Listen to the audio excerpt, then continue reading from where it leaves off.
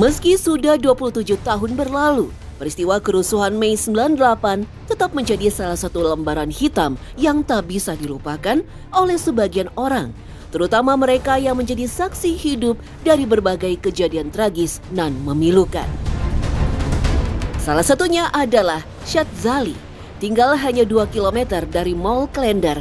Pria yang kala itu berusia 10 tahun tengah bermain bola bersama kawan-kawannya ketika kerusuhan pecah.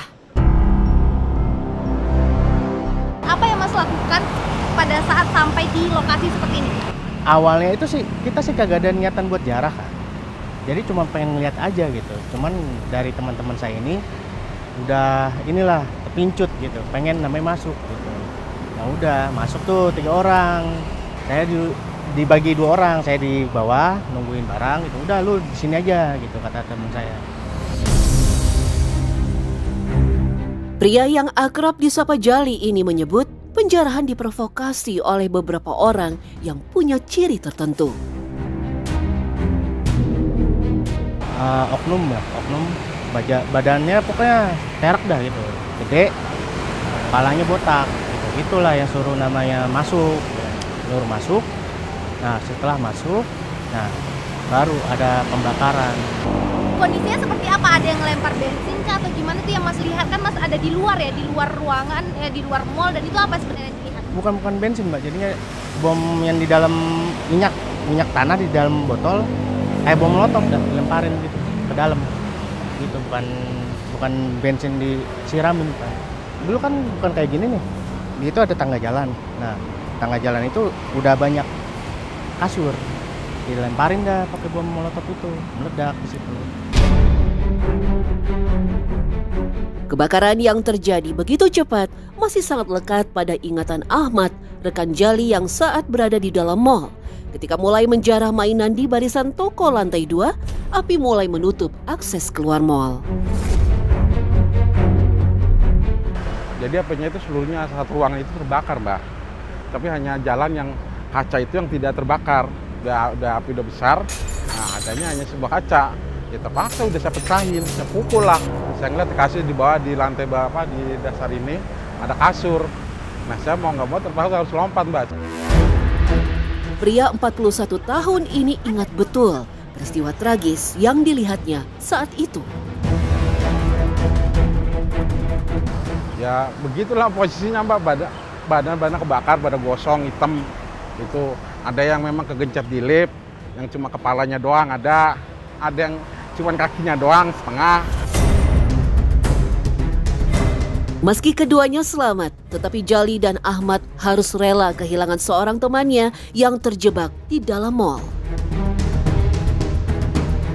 Lemes hati, nggak bisa ngapa-ngapain udah saya pasrah ya dari situ saya. Detik-detik terbakarnya Mall Klender juga masih terekam jelas dalam ingatan M. Nur. Pria yang saat itu merayakan kelulusan sekolah justru menyangka kerusuhan hanyalah tawuran antar sekolah biasa. Tetapi situasi berubah begitu cepat. Masa tawuran justru bersatu dan mulai merangsek ke arah mall. Sempat ada seliwiran bilang gitu, lu ngapain pada tawuran lo di kota udah rame, udah pada bakar-bakaran. Akhirnya mereka tuh bergabung. Setelah sampai di mallnya sendiri, itu apa sih yang sebenarnya Mas lihat? Mereka masuk semua atau memang ada orasi-orasi dulu atau seperti apa sebenarnya? Mereka langsung menyerang aja. Sempat ada pertahanan dari security mall tersebut. Ternyata ditambah masa banyak-banyak, ya security akhirnya mundur, akhirnya dilepas udah dah. Nah, yang Mas sempat dengar nggak kalau misalnya waktu itu ternyata pelaku itu ada di antara memang menyamar menjadi anak-anak sekolah, itu pernah dengar nggak?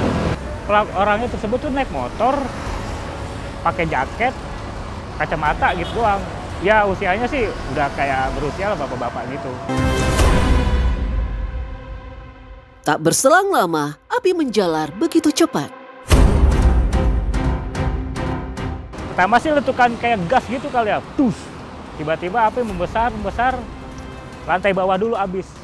Nah, terus korban-korban yang di lantai 2 udah mulai pada loncat-loncatan tuh. Itu pun masih banyak yang masih masuk, udah pada api udah mulai membesar tuh. Masih tetap masain masuk. Dengan mata kepala sendiri, Nur menyaksikan betapa putus asanya orang-orang yang ingin menyelamatkan diri dan keluar dari mal. Sempat sih saya ada kasur di bawah, saya coba sama teman-teman saya inisiatif. Wait, itu ada pakai spring bed, saya pakai spring bed, tolongin yang di atas, dialahin. Ternyata dia loncat, nggak pas di titik yang dia lagi spring bed. Jadi ya udah, ada yang pecah pala duluan, yang wah pecah langsung.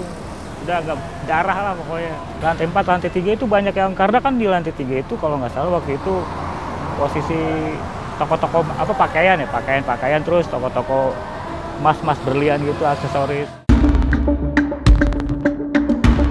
Dalam data tim gabungan pencari fakta, setidaknya ada 488 orang yang meninggal dalam tragedi Mall Klender. Selain mereka yang tewas setelah melompat dari gedung, sebagian besar terbakar hidup-hidup dan tak sempat menyelamatkan diri. Salah satunya adalah Agung, adik dari Yulia. Meski waktu itu api sudah mulai menjalar, Agung nekat untuk masuk karena tergiur akan sebuah gitar. Padahal udah sempet bilang sama Agung ya, kata gue, Gung, jangan naik ke atas deh Gung, kata soalnya udah ada asap. Ayul, gue pengen ngambil gitar, katanya buat pelajaran seni musik Pak Sarjono. Aduh, udah banyak asap, lu mau naik nggak? Nggak, gue nggak mau. Sayangnya, nasib berkata lain. Bahkan setelah api padam, Yulia tak lagi melihat wajah sang adik di antara keramaian. Akhirnya dia dan keluarga memutuskan untuk mencari ke dalam mal. Kita udah kayak ini aja, itu mayat gelempangan di samping kiri, samping kanan. Ada yang hamil, ada yang apa, ada yang di lantai 2, ada yang, ya Allah, udah ini banget. Bau gosong, bau anyir, cuman nggak dirasain aja, namanya kita nyari saudara, nyari itu ya. Ketika sampai di lantai 4, Yulia melihat pemandangan yang benar-benar menyayat hati. Ya Allah, ini bener Agung. Semuanya mah emang gak ada yang bisa bedain, ya rata semuanya. Bahkan mereka badannya ada yang separuh, ada yang itu. Agung pun nggak terlalu utuh, iya nggak terlalu lengkap. Gigi ketahuan dari gigi sama dia meluk gitar, mukanya ngecap gitar. Hati Yulia runtuh. Dia tak menyangka kelulusan yang seharusnya dirayakan dengan gembira bisa terbalik 180 derajat hanya dalam sesaat. Ngenes banget sayanya, ya Allah. Makanya kadang-kadang saya kalau kesini, saya males main keluar karena perasaan kalau ke toilet pasti ada Yuli, manggil saya Yuli. Sekarang pun kalau misalkan mau ke toilet nih ya, sekarang makan ini baunya aja nih. Ini bau anyir, cuman saya nggak respon aja nih sebenarnya bau ini. Karena kan teman saya banyak juga yang kayak Yuli. Sampai saat ini, peristiwa terbakarnya Mall Klender masih simpang siur. Tak ada yang bisa menyebut dengan pasti apa yang menjadi pemicu massa masuk ke dalam mal dan juga kebakaran di akses pintu masuk. Kisah tentang oknum misterius, berjaket dan berbadan kekar juga tak pernah diselidiki secara intensif. Tempat saya berada saat ini adalah di tempat pemakaman umum Pondok Ranggon, Jakarta Timur. Ini merupakan pemakaman tempat para korban tragedi 98 berapa tahun silam. Dan dari kawasan ini itu setidaknya ada 113 yang dimakamkan di sini. Namun sayangnya karena tidak teridentifikasi dan tidak diketahui identitasnya, sehingga makam-makam ini tidak ada namanya. Dan di bagian batu nisan ini seperti ini ya Bapak ya, dituliskan korban tragedi 13 sampai 15 Mei 1998. Lalu kapan tabir peristiwa tragis ini bisa terkuak?